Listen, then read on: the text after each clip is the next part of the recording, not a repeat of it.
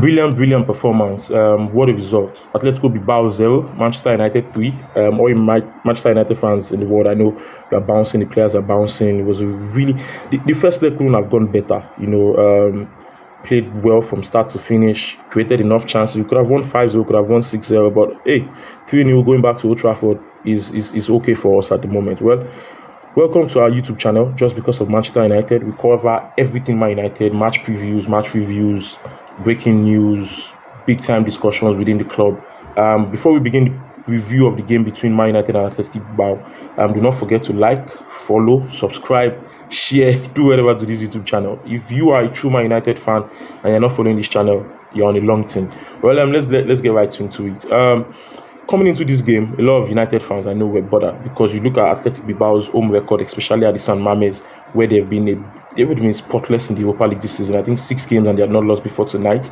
They had lost about just 2 games in 20 matches, I think, at the San Mamés. So there was a bit of reason to be scared if you're a United fan. But I think Amorim, over the last few weeks, you could see that the players are starting to understand that this 3-5-2. They came into the game, they were fearless. In the opening parts of the game, I was a bit skeptical because I saw that at a point in time, there were 2 players on Bruno Fernandes, which sort of hindered him from getting to the ball.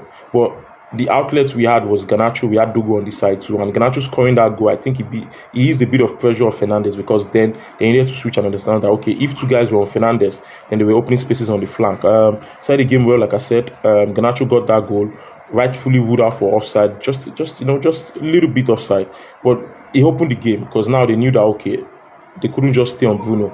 Then our flanks was very dangerous. The formation was a bit of a surprising one to me. I think it was just Lindelof that surprised me. I thought Matazzi should come back right in, seeing as his feet. Onana started in goal as expected. Maguire, Yoro, Dogu, Mazraoui starting as a right wing back, seeing as Dalo is out with that calf injury. Ugarte is there, Casemiro is there, Oiliun, Garnacho, and Bruno. Like I said, great goal from Garnacho, but unlucky to be offside. I think we got another opportunity and the keeper saved it. I was surprised that they didn't have Unai Simon in goal. The Spanish number 1, I thought he was going to start, seeing the enormity of the game and the importance of the game. But he played to our advantage, so to speak. I think the goalkeeper in goal for them, I can't really pronounce his name, but I think he's not as experienced, obviously, as Unai Simon, who is a Spanish international, who also won the Euros with Spain. Between the 5th to 10th minute of the first half, they sort of got a bit of control. Lindelof lost the ball, Casemiro lost the ball. We were a bit shaky in our build-up play, and we gave the ball away a couple of times. They almost made us pay. I think DeMarcus put in a cross that Lindelof had to cut on the far post. Then Alex Berenguer from inside the 6-yard box was so close to opening the scoring for them, and Lindelof was also on hand to block it. And I think that was where the game switched. Because I felt like if they had gotten ahead with the 1-0, it would be very, very difficult for us to come back in that game. Their fans were bouncing, San Mamés was packed. You could see the red and white shirts screaming on top of their lungs. But how better for us to shut them up? Casemiro got us that goal in the 30th minute. But the thing that surprised me the most about the goal is our new winger. I didn't know we had a new winger in the club, Harry Maguire.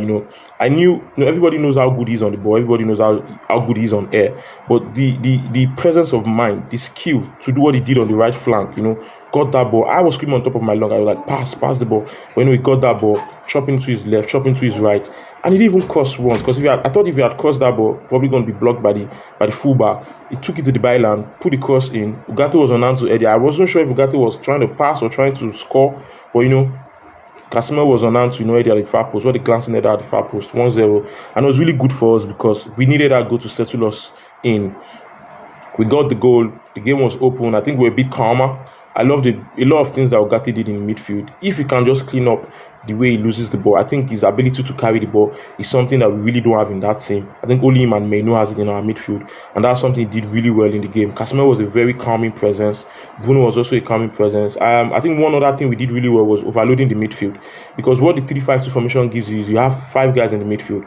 You have the 2 guys in the midfield. You have one of the wing backs that come in and one that stretches, and you have the 2 inside 10s also in the middle. So you have a bit of a packed midfield. So I think that was something that helped us out because we were overloading them, we were overpowering them.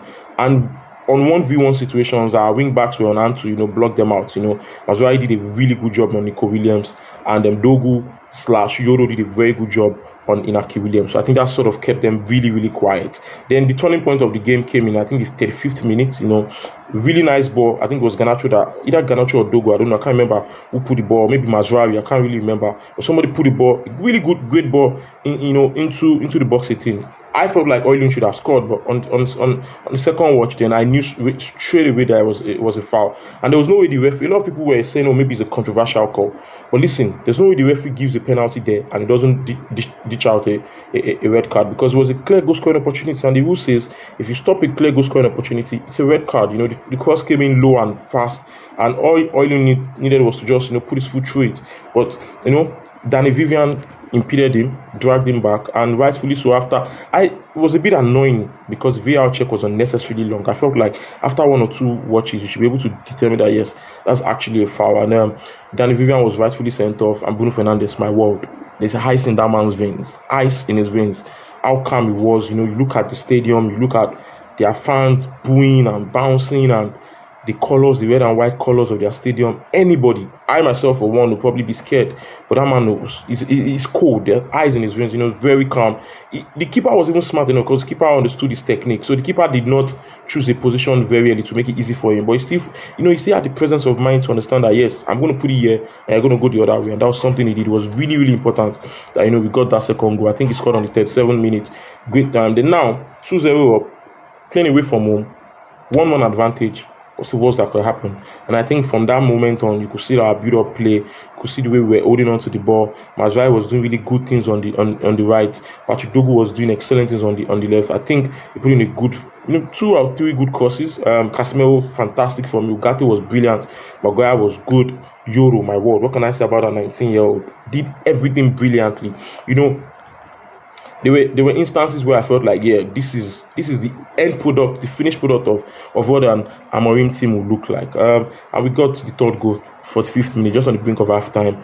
Really nice interchange, between Casemiro, brilliant pass from Casemiro to Bruno. Bruno kept the ball alive.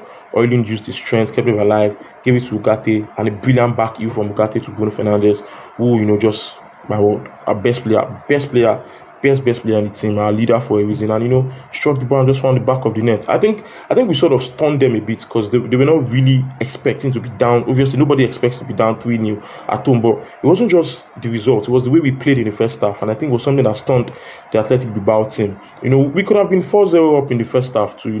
Mazraoui was a bit unlucky to have that ball hit the crossbar. So who knows, if we were 4-0 up, then I think definitely the tie had ended, definitely. But came back into the second half, and I think Amorim really managed the game well. Everything I expected him to do, everything I would have done if I was the coach, was what he did. We're up 3-0. We did not need to unnecessarily overplay and make anybody get injured. I think Maguire was a bit lucky not to have gotten a red card for that foul, but he was also smart not to pull him or nudge him. All he did was wrap his hand around him and knew the right time to take his hand off. So that's a bit of experience played there, but immediately that happened, really nice presence of mind to take him off and say, yeah, we need you for the second leg, we need you for the final.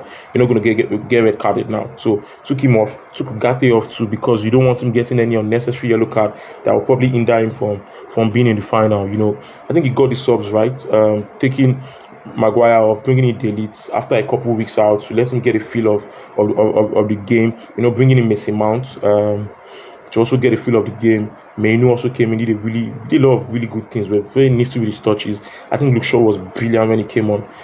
With Luke Shaw on the pitch, we could have scored 3 more goals, because I remember there was one he gave Bruno Fernandes blank. There was one he gave Garnacho. The goalkeeper saved it, and there's another one he put through for Oilun who couldn't just reach it. So that's the difference between Luke Shaw and Dogu. Dogu's crosses are not really refined, but with Luke Shaw, his crosses are precise, and you know what you're getting with Luke Shaw. If he can stay fit, I'd expect, or I want him to play on that left wing back position more, because his crosses are a bit more precise. We could have even scored. I think immediately we started the second half, I think Casemiro could have also made it 4-0 from a corner kick. Very unlucky to also hit the post. So a lot of good things to look out for. I think the players were really up for this. They understand the importance of the tournament, and that's something I keep saying in all my reviews of the matches. The players need to understand how important it is for us to win the Europa League, not just in terms of the trophy itself, what it can do to us mentally.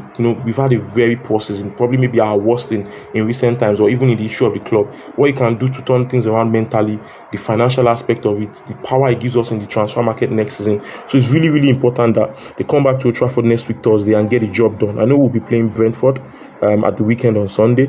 If I were to be Amorim, I play the young stars. What's the worst that could happen in the Premier League? So probably play the young stars, and then going forward, next week Thursday, play Athletic Bilbao at home and do business. You'll be playing in front of your home fans. You have too much to worry about, in front of your home fans, the same guys. But one thing I'm also very happy about that I saw today was the return of Amad Diallo. My word, that young man is a world beater, he's a star. He's been out for about 2 months. I think the last time he played was February. But you wouldn't even know. His touches on the ball, his pacing, dribbling. Really, really great to have him back. I think Garnacho did a lot of good things too. For me, man of the match, obviously Bruno Fernandes. His control of the game, the goals he scored. If I were to rate the players, Onana had little or nothing to do. When he was called to the party, he made, I think, 1 or 2 saves. So maybe a 6. Euro for me a 7. The way he dealt with Inaki Williams. Maguire definitely a 7. Lindelof maybe a 6. Mazraoui definitely a 7. The way he handled Nico Williams, kept him quiet, and the ability to even help on the offensive side of things, unlucky not to get a goal, so definitely maybe a 7. I think Dogu maybe a 6. Gave the ball away a couple times early in the game. His crosses were good as time went on, but I think he could do better. Casemiro gets a 7 from me. Ugarte gets a 6. I think Ugarte had 2 assists, so I'll give him a 6 for the assist, but instead of losing the ball, he needs to do better. But Casemiro, my word, the way he handled the midfield, kept Berengue quiet, could have gotten a brace if not that the ball hit the bar. Bruno, a 9. Garnacho, a 6. Could have done better with the ball sometimes. Decision making sometimes was a bit questionable, and that was oily on the 6. So the starting 11, I think they did really well. Really, really well. Looking ahead, I'm really indifferent about the Premier League. I don't want to say I don't care, but I'm not concerning myself with whatever is going to happen against Brentford. But we need to win the second leg against Athletic Bilbao. Well, thank you for listening to this review. Please like, share, and subscribe to this YouTube channel. It's just because of Man United. See you next week Thursday when we'll be hosting Athletic Bilbao at the Old Trafford.